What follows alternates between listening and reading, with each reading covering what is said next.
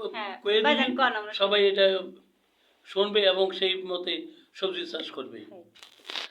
আচ্ছা, ধন্যবাদ। বিশেষ করে মনে হয় কি জি, উনি একেবারে শুরু থেকে একটা প্রাথমিক ধারণা দিয়ে দেয় আর কি। জি তো এখানে যে বিষয়টি কীটনাশকবিহীন সবজি উৎপাদনে সমন্বিত বালাই ব্যবস্থাপনা। জি জি, তো কীটনাশকবিহীন এজন্য কেন, যে কীটনাশক আমরা খাও না, হ্যাঁ না, কীটনাশকের কারণে আমাদের অনেক রোগ বালাই রোগ হয়। বালাই হয়। এটা কি আসলে অনেকে এটা মানতে চায় না বা শুনে গুরুত্ব দেয় না। জি, দেখা যাচ্ছে যে বাংলাদেশ একটা জরিপ অনুযায়ী দেখা গেছে যে বাংলাদেশে ক্যান্সার আক্রান্ত রোগীদের মধ্যে বেশিরভাগ 68% কৃষক। কৃষক। তার মানে কৃষক এই বালাইনাশকের সাথে সম্পৃক্ত থাকে। জি তারা নিয়ম কানুন মেনে বালাইনাশক স্প্রে করে না, করে না। মাস্ক ব্যবহার করে না, হাতে গ্লাভস কবর লাগায় না। আচ্ছা, আরো যে জিনিসটা সব থেকে বিপজ্জনক, দেখা যাচ্ছে সকালে স্প্রে করে বিকেলে সেই সবজি বাজারে নিয়ে আসে। হ্যাঁ এটা তো খুবই হাতে লেগে গেল, তার শুধু হাতে লাগানো, ওই সবজি খালি আমরা খাচ্ছি, সবজিটাই তো বিষাক্ত হয়ে গেল। অথচ প্রত্যেকটা কীটনাশকের গায়ে কিন্তু মানে বোতলের গায়ে বা মোড়কের গায়ে কিন্তু লেখা আছে স্প্রে করার 7 দিন বা 15 দিন পরে বা 21 দিন বা 30 দিনের মধ্যে খাওয়া যাবে না। জি কিন্তু এইটা তারা তো এটা মানে না, আর আমরা তো জানতে না পারি আমরা কিনে খাই। তো যেহেতু এইটা এখান থেকে আমাদের বেরিয়ে আসতে হবে কৃষকদের উদ্দেশ্যে। আজকের এই টপিকটা খুবই চমৎকার, যে তাহলে আমরা কিভাবে কীটনাশক না দিয়ে আমরা সুন্দর সবজি, বিশেষ সবজির ক্ষেত্রে ফলাতে পারি। কারণ সবজির ক্ষেত্রে কেন বলা হচ্ছে, সবজিটা আমরা মানে বেশিরভাগ সময় দেখা যায় সরাসরি খাই। জি, চাল তো ধরেন সিদ্ধ করে কত অনেক প্রসেসের মাধ্যমে আসে, হ্যাঁ, কিন্তু সবজি সরাসরি একটু রান্না করে বা অল্প রান্না করে খাওয়া। কিছু কিছু তো আছে কাঁচাই খাওয়া কাঁচাই হয়, খাই বলি কাঁচাই আমরা। খাই। যেমন টমেটো, ফুলকপি, খিরাই, শসা। ধরেন সকালে বীজ দেওয়া টমেটোটা আপনি বিকেল বেলায় কিনে নিয়ে সালাদ বানাই খাই, কি অবস্থাটা হবে? তারপর খিরাই, শসা, শসা, গাজর, গাজর এগুলো। এখন এখানে যে কারণে একটা কথা বলা আছে যে সমন্বিত বালাই ব্যবস্থাপনা। সমন্বিত কথার অর্থ হলো যে অনেকগুলো প্রক্রিয়া একসঙ্গে, জি সমষ্টিগতভাবে, এবং সেই প্রক্রিয়াটা পরিবেশের কোনো ক্ষতি করবে না। প্রক্রিয়া যদি হয় সরাসরি বিষের প্রক্রিয়া, তাহলে তো আর আমার উদ্দেশ্য হাসিল হলো না। এখানে আমাদের উদ্দেশ্য হলো যে এই কিছু প্রক্রিয়া একসঙ্গে করব আমরা, যাতে বিষ সরাসরি যে রাসায়নিক কীটনাশক সেটা যেন দেয়া না লাগে, সেজন্য বেশ কিছু প্রক্রিয়া একসঙ্গে করব, তাতে আমার মাটি, পানি বা পরিবেশের কোনো ক্ষতি যেন না হয়। সেটাকে বলা হচ্ছে সমন্বিত বালাই ব্যবস্থাপনা। সমন্বিত বালাই ব্যবস্থাপনার আমরা মোটামুটি 4-5টা ধাপে আমরা করি। মোটা দাগে 5টা ভাগে ভাগ করা হয়। এক নম্বর হচ্ছে যে ধরেন আমরা চাষাবাদের ক্ষেত্রে আমরা আধুনিক চাষাবাদের যে ব্যবস্থা সেটা ফলো করব। কিরকম, যে আমি প্রথমেই সুস্থ বীজ লাগাবো। ভালো বীজে ভালো ফসল বলে না মানুষ? বীজটা হবে আমার সুস্থ সবল। আমার বীজ বাহিত রোগই আছে অনেক প্রকারের, তাহলে আমার বীজটা যদি সুস্থ না হয় তাহলে তো আমার ওখান থেকে রোগ আমি শুরুই হয়ে গেল। তাহলে আমার পরবর্তীতে কন্ট্রোল করতে সুবিধা হবে, আমার সুস্থ বীজ নিতে হবে।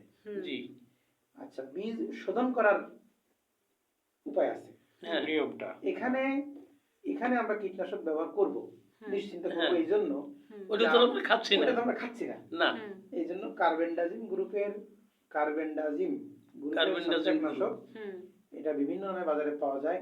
নোইং পাউডার বলে, ব্যারিস্টিন বলে, অটোস্টিন বলে, বা যদি কৃষক বাজারে গিয়ে বলে যে আমার এই বীজ শোধন করার ওষুধ দিবে, সেটা আমরা দেখা যাচ্ছে প্রতি কেজি বীজের জন্য 3 গ্রাম পরিমাণ মতো এটা হিসাব করে এটা বেশ কিছুক্ষণ মাখায় রেখে তারপরে এই বীজটা আমরা বপন করব।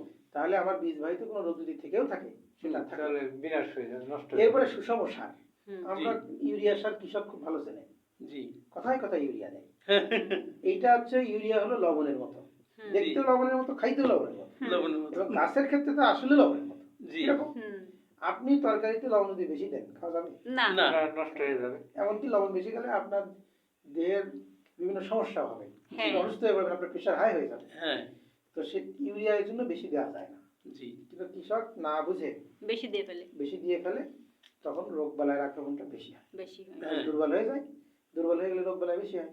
তাহলে আমার তো রোগ বালাই কম রাখার উদ্দেশ্য, তাহলে আমাকে সুষম সার ব্যবহার করতে হবে। মানে যেটুকু লাগবে, অতিরিক্ত আমরা দেব না। আচ্ছা, কতটুকু লাগবে এটা বুঝবো কি করে? সেটা হলো যে ইউনিয়ন পর্যায়ে যারা উপসহকারী কৃষি অফিসার আছে হুম তাদের কাছে ইউনিয়ন ভূমি সহায়িকা বা মাটি ব্যবস্থাপনার বিভিন্ন বই আছে। জি সেই বইয়ে ওই ইউনিয়নের হুম। কোন ফসলের জন্য কি একটু কতটুকু সার দরকার এটা লেখা আছে। তারপর আমার মাটি পরীক্ষার যদি এই থাকে হ্যাঁ, ওইটা তাহলে তো আর আরো ভালো একেবারে হয়। নামমাত্র মূল্যে মাটি পরীক্ষা করা হয় সম্ভবত 50 টাকা। জি হ্যাঁ। নামমাত্র মূল্যে মাটি পরীক্ষা করে কৃষক ওই যারা মাটি পরীক্ষা করে যে প্রতিষ্ঠান জি তারাই ওই সারের ডোজ লিখে দেয়, লিখে দিন। যেখানে এই আছে আমার এই লাগবে। হ্যাঁ তাহলে এখানে আমার সুষম সারটা এভাবে দিতে হবে। জি আধুনিক উপায় যদি বলি সেটা হলো যে এখন তো মোবাইলে সবাই স্মার্টফোন চালায়, জি ওই বিভিন্ন অ্যাপস আছে। হুম জি তো একটা অ্যাপস আছে, এটা কৃষকদের কল্যাণে মানে বাংলাদেশ সরকার এটা তৈরি করছে। জি সেটা হলো অ্যাপসের নাম হচ্ছে খামারি, হুম খয়াকার মায়াকার রয়দিঘি, খামার জি। খামারি, হুম ইংরেজিতে KHAMARI। এই খামারি তারা গুগল প্লে স্টোরে যেখান থেকে অ্যাপস ডাউনলোড করে ওখানে জি। গিয়ে খামারি লিখলেই চলে আসবে। হুম। এই অ্যাপসে ঢুকে সে ওর ভিতরে গিয়ে সে যে জায়গায় দাঁড়িয়ে আছে ওই যে যদি নেটওয়ার্ক থাকে হুম জি তার জমিতে সে দাঁড়িয়ে থাকবে, মোবাইলের লোকেশনটা সে অন করবে, ওই জমি ওই অ্যাপসে ধরে নেবে, জি লোকেশনটা সে ট্রেস করবে হ্যাঁ। কোথায় দাঁড়ায় আছে সে, হ্যাঁ ওই জমিতে কি কোন ফসলের জন্য ওখানে সিলেক্ট করার জায়গা আছে হ্যাঁ। যে আমি কি এখানে আমন ধান লাগাবো না কি লাগাবো, হুম এখন বড় করবো না সূর্যমুখী করবো, সিলেক্ট করার জায়গা আছে। হ্যাঁ। সিলেক্ট করলে সে অটোমেটিক তার প্রতি শতকে কি পরিমাণ কি সার লাগবে সব কিছু সবকিছু বাংলায় এইসব লেখা আছে। কি জি। সুন্দর কায়দা। এটাই তো ডিজিটাল বাংলাদেশ। হুম, ওই ডিজিটাল বাংলা। ঠিক হ্যাঁ, কথা কইছো। তো এটা করলে হয় কি, অনেকে 33 শতকে বিঘা থাকে, অনেকে 50 শতকে থাকে, অনেকে 48 শতকে থাকে। হুম তো এটা প্রতি শতকের হিসাব দেওয়া আছে, তাহলে সেখান থেকে যার যেমন প্রয়োজন সেটুকু আমি ব্যবহার করি না। হ্যাঁ। এরপরে আমরা আগাছামুক্ত জমি বীজ লাগাবো, সঠিক পানি ব্যবস্থাপনা করতে হবে। জি যেমন আপনি ধরেন পেঁয়াজ লাগাইছেন হুম। বা কিছু একটা লাগাই, সত্যি যেহেতু আলোচনা করতেছি আমরা, হুম আপনার জমিতে যদি আপনি অতিরিক্ত পানি দিয়ে ফেলেন, সেই পানিটা যদি নিষ্কাশনের ব্যবস্থা না থাকে তাহলে কি হবে, আপনার পেঁয়াজে পছন্দ হয়ে যাবে, পছন্দ হলো।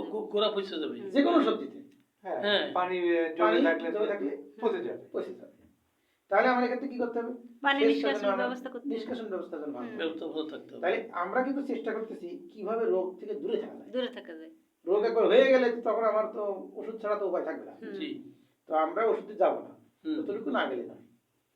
এরপরে তাহলে আমরা দুইটা ধাপ আলোচনা করছি, না একটা ধাপ আলোচনা করছি, যে আধুনিক চাষাবাদ ব্যবস্থা আমরা। হ্যাঁ জি হুম 2 নম্বর ধাপ হলো যে আমরা বালাই সহনশীল জাত, হুম এই জাতের সবজি লাগাবো।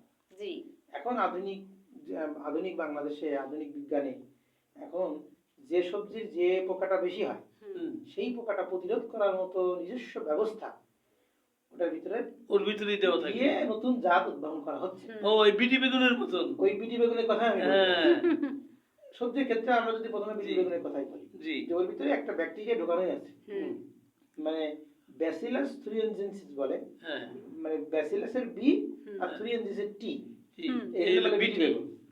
তো এইটা খেলে হয় কি, যে পোকাটা এই যে ফল ছিদ্রকারী পোকা, জি এই পোকাটা যখন এই বেগুন খাবে তখন পোকা নিজেই মারা যাবে। ও ঠিক আছে, তাহলে আমরা ওগুলো কিন্তু- ডিম পাড়ার সময় পাবে না, হ্যাঁ ও ফর্টিফাই হয়ে যাবে। হ্যাঁ, তাহলে কিন্তু ফর্টি আমরা অবাক কাণ্ড। মরে মরে যাবে। যাবে। হ্যাঁ এখন তো আধুনিক জ্ঞান বিজ্ঞান সবকিছু এখন উন্নত, হুম, তাহলে এটা কিন্তু আমরা বালাই সহনশীল একটা জাতের কথা বললাম। জি হুম। তাহলে আমরা প্রথমে জমি ব্যবস্থাপনা করছি আধুনিক উপায়ে, হুম। সেখানে শেষ সার নিয়ে কথা বললাম, বীজ শোধন করে নিছি, হুম হুম। কিন্তু এবার বলতেছি কি আমাদের জাতটা হবে রোগ সহনশীল জাত। রোগ সহনশীল। জি আমরা চেষ্টা করবো এটা মানে এই জাতটা আমরা লাগাবো। লাগানো। লাগাবো। সব সবজির ক্ষেত্রে হয়তো এখন অ্যাভেলেবেল হয়নি, কিন্তু আমরা খোঁজ নিয়ে জেনে সেটা লাগানোর চেষ্টা করবো। জি এবার 3 নম্বর ধাপ আমরা বলবো যে এবার ধরেন আমাদের পোকা লেগে গেছে কোনো কারণে, আমরা জমিতে আমাদের ফসল এখন দণ্ডায়মান, হুম হুম। এখন আমরা দেখতেছি যে টুকটাক পোকা আছে। হুম। জি আমরা মাঠে একটা জিনিস খেয়াল করতে হবে, সবসময় কৃষক প্রতিদিন যেতে হবে, হুম গিয়ে মাঠের অবস্থা পর্যবেক্ষণ করতে হবে। এটা আবার খ্যাত পরিদর্শন করতে খ্যাত হবে, পরিদর্শন। দেখাশোনা করতে হবে যে প্রত্যেক- কি অবস্থা আছে কি কি অবস্থা দেখি। আছে। হ্যাঁ আপনি দেখলেন যে কেবল ডিম পেড়ে ডিমের কিছু কিছু সাদা সাদা থোকা থোকা বিভিন্ন পাতার নিচে আমি দেখতে পাচ্ছি, হ্যাঁ। দেখতে পাচ্ছি। খুব বেশি এখনো সেটা মানে অনেক বেশি হয়নি। হুম আপনি কি করলেন, হাত দিয়ে হাত বাছাই করে ফেলাবো। হাত বেসাই করে ফেললেন, হুম ঠিক আছে, তাহলে আমরা ডিমগুলো আর বাচ্চা ফুটতে পারলো না, বাচ্চা বংশ ফুটতে পারলো না। বংশবৃদ্ধি করতে পারলো না। বংশবৃদ্ধি করতে পারলো না, তাহলে আমরা কিন্তু এইভাবে একটা দমন করতে পারি। জি কোন একটা গাছের আমি দেখলাম যে পাতায় ভাইরাস লাগছে, হ্যাঁ হ্যাঁ তাই আমি সেই আক্রান্ত পাতাটা ছিঁড়ে ফেললাম। ছিঁড়ে আমি ফেললাম। সিরিয়াল মাটিতে পুঁতে দিলাম, হুম হুম। অনেক সময় কৃষক ভয় পায়, মনে করে আমি পাতা এখন ছিঁড়ে ফেলবো, এই গাছটা এখন ওঠাই ফেলবো, আমার লস হয়ে যাবে। মায়া লাগে। কিন্তু একটা গাছের জন্য তার পুরো ক্ষেতটাই নষ্ট। ক্ষেতটাই নষ্ট হয়ে যাবে। তাহলে এটা ভয় পেলে চলবে না, এটা বিজ্ঞানসম্মত কথা যে আপনার আক্রান্ত পাতা, আক্রান্ত গাছ, আক্রান্ত ফল সবার আগে আপনাকে তুলে ফেলতে হবে। ওষুধে আমরা এখনো যাইনি। আমরা এখন 3 নম্বর স্টেজে আছি, যে আমরা যান্ত্রিক দমন, পোকা মাকড় বা রোগ থাকলে আমরা যান্ত্রিক উপায়ে কিভাবে দমন করতে পারি। জি। তাহলে একটা বললাম যে হাত দিয়ে। হাত দিয়ে। এরপরে হাত জালের একটা পদ্ধতি আছে। হ্যাঁ। আপনি ধরেন একটু বেশি বড় মানে একটু বড় ক্ষেত, আপনি প্রতিটা গাছের গোড়ায় যাওয়া আপনার জন্য কঠিন, জি। তাহলে পাতায় কোনো পোকা আছে কিনা আপনি দেখার জন্য আপনি হাত জাল পাওয়া যায়, খুবই সস্তা সুলভ মূল্যে। হাত জাল দিয়ে এরকম সুইপিং করবেন, করলে এর ভিতরে দেখবেন পোকা চলে আসে। পোকা চলে আসছে। এভাবে আপনি একটু সময় নিয়ে, যেহেতু আপনি কৃষক, জি। আপনি যদি সময় না পান, আপনার যদি অন্য পেশা থাকে, তাহলে লেবার নিয়ে নিজে করলে বেশি ভালো হয়। আমার ফসল আমার ভালো করতে হলে আমার এইটুক তো করতেই হবে। নিজের সময় দিতে আজকে হবে। একটা গরু যখন কৃষক পোষে, সেই গরুটার দিকে কি পরিমাণ খেয়াল রাখে, হ্যাঁ। গোসল করানো, তারপরে ফ্যান চালাই দেওয়া, কত কিছু। কত কিছু। তাহলে এই জন্য খেয়াল করতে হবে, আলোকফাত ব্যবহার করতে হবে। আলোকফাত ব্যবহার করে দেখতে হবে কি পরিমাণ পোকা আমার জমিতে আছে। আছে। নিচে পানি থাকলে ওই কিছু পোকা অলরেডি ওই পানিতে পড়ে মারা যাবে। তো এভাবে আমরা কিছু পোকা কমাতে পারি। জি। তাহলে আমরা যান্ত্রিক উপায়ে কিছু পোকা কমায় ফেললাম। আমাদের টার্গেট থাকবে যে পোকা থাক, কিন্তু সেটা কম থাকুক, এভাবে আমার ফসলটা উঠে যাবে। হ্যাঁ, উঠে যাবে। কিছু ক্ষতি আমার হোক, হুম। কিন্তু হ্যাঁ, আপনি কীটনাশক ব্যবহার করব। কীটনাশক আমি ব্যবহার করব না। করব না।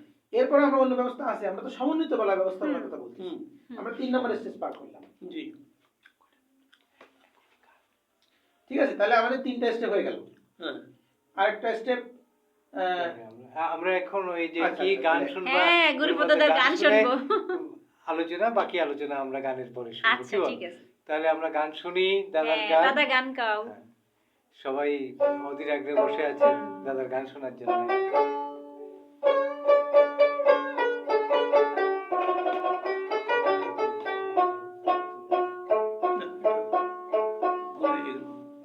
ও সজনী, আমি কেন বা গেলাম নদীর ঘাটে জল আনিতে, আমার কান্নায় কলসি ভরিয়া গেল, জলের ঘাটে না যেতে, ঘাটে জল আনিতে। সজনী, আমি কেন বা গেলাম নদীর ঘাটে জল আনিতে।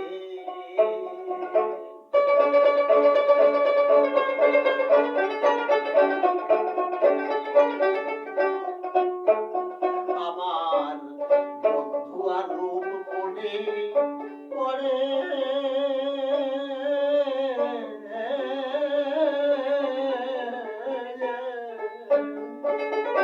আর দুই নয়নে বাড়ি ঝরে এখন বাঁধন পিড়িতে। আমার বন্ধু আর রূপ মনে পড়ে,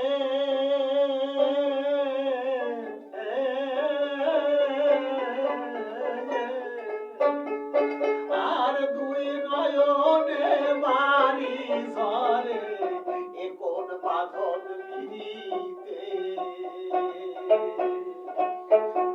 আমার অমনি রূপ সিদ্ধ পটে, ওরে সখী ভেসে ওঠে সাথে সাথে ঘাটে জল আনিতে। সজনী, আমি কেন বা গেলাম নদীর ঘাটে জল আনিতে।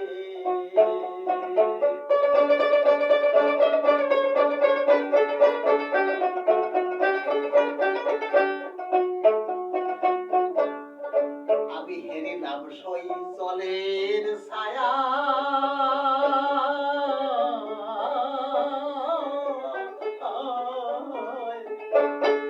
অবিকল যে রূপ আমার চিন্তা ধারায় আমায় ডাকে ইশারায়। আমি হেরিলাম সই জলের ছায়া,